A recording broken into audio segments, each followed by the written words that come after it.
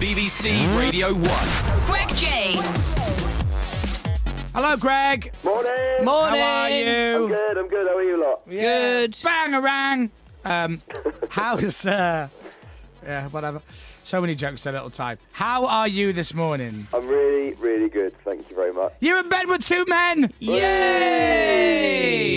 Look at that one on the... Oh, my God. That one on your right looks rough as oat. Him in the yellow. Yeah. Well, we've got Chris on my left and Wallace on my right. Wallace? Waldo. Oh, dear. What an embarrassing name to have. Oh, it was a good night.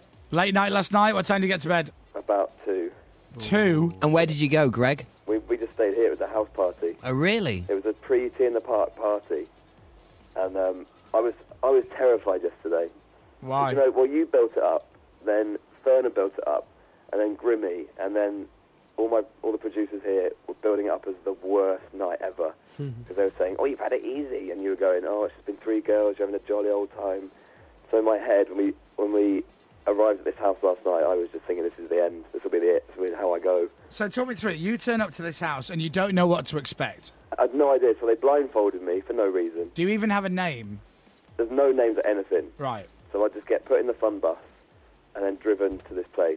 Right. And then I got to the front door, and then they were all saying things like, "Oh yeah, we've got an escape route planned. If we need to.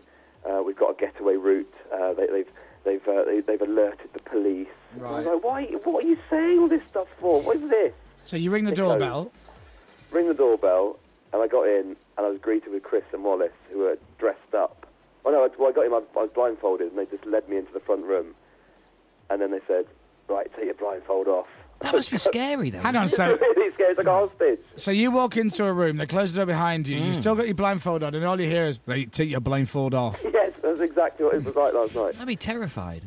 So I took my blindfold off, and they were just dressed up, and they looked. I thought, oh, they look fairly normal. As dressed as what? What were they wearing? Well, what are they dressed up as?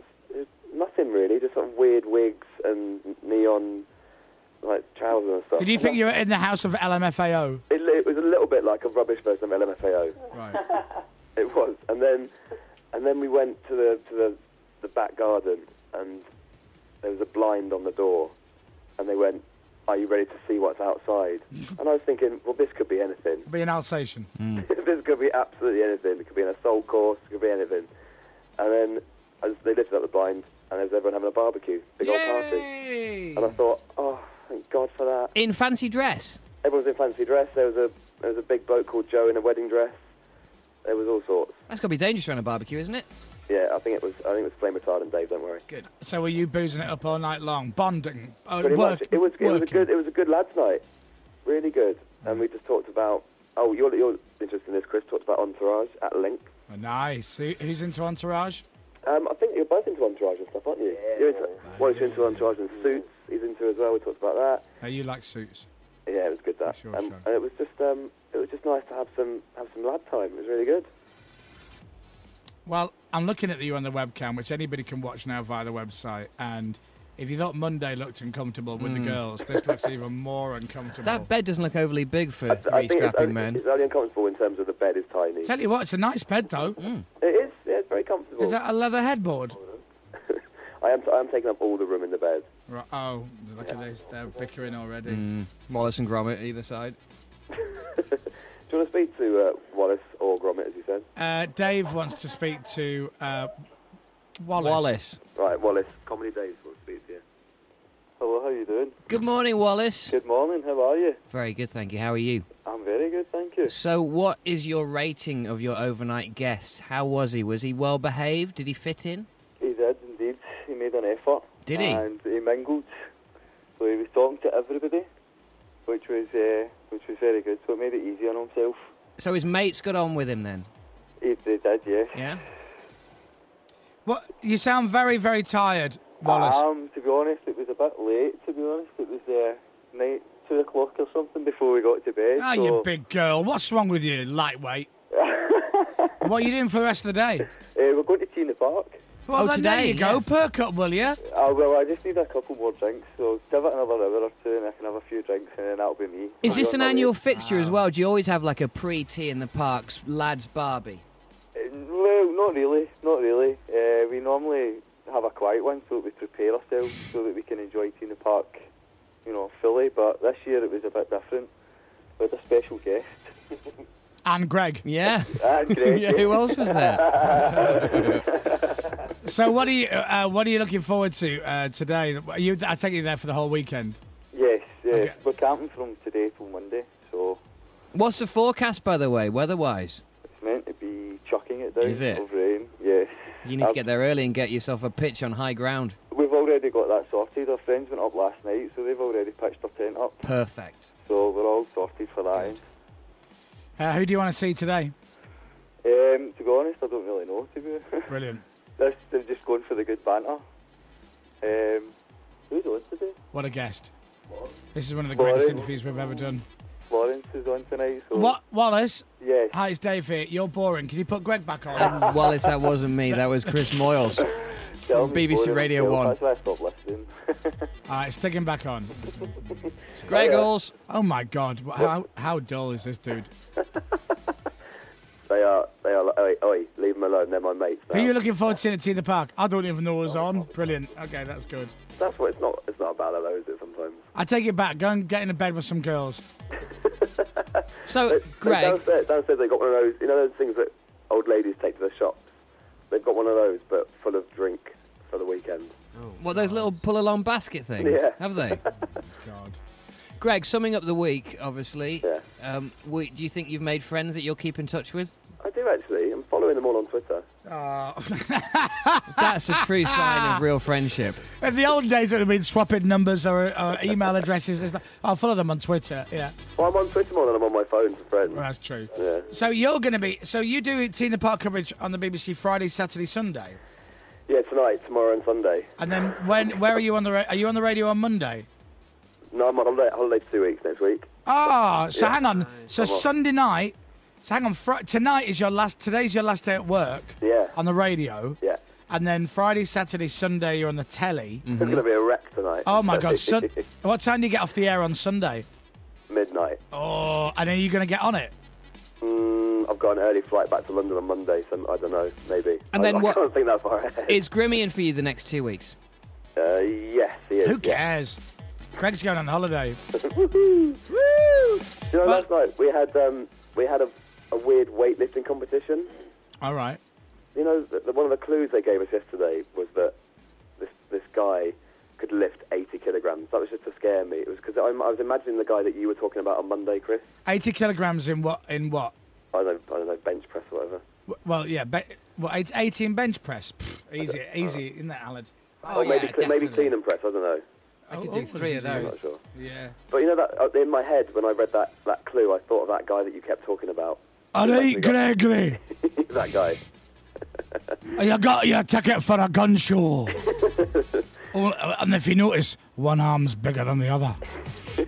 Because we've got a camera that I can show you around the house quickly. Oh, is Okay. Weird E in there? Let me just move and I'll show you the weightlifting room. That there was. So picture the scene last night. We were. What does he do? Whose house is it? It's the brothers. They're brothers. They're Chris and Wallace are brothers. So And they live together. this is the family house. Yeah. Okay, I right, see, right. right. Yeah. So they've taken over the family house. Right. So this is their hood. So next door, I think you should be seeing me on the stairs now. Yeah, we can, yeah. Yes. Okay. God, how old does that house look? So it's not. Yeah. It's Look at that wallpaper. Do they live with their folks still? No. They live together. They live on their own. They inherited the family house. All right, okay, all right. And this is their. Hey, hang on, is house. that a wig on the top of the stairs? Yeah, that was a wig from the party last night. So in here is like their weightlifting room, and as you can see, I mean, picture the scene last night. It was kind of like a bit from Fight Club.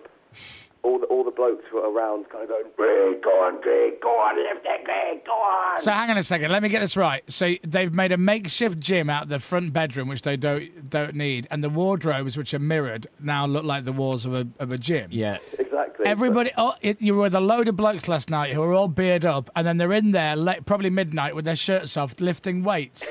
Yeah, And you with their shirts off. you weren't scared. I wasn't scared because I was scared, to be honest. I think I'd have rather kept the blindfold on. Now that I'm out of their bed, I was a little bit scared at this point. Wow. And researcher Ian was going, you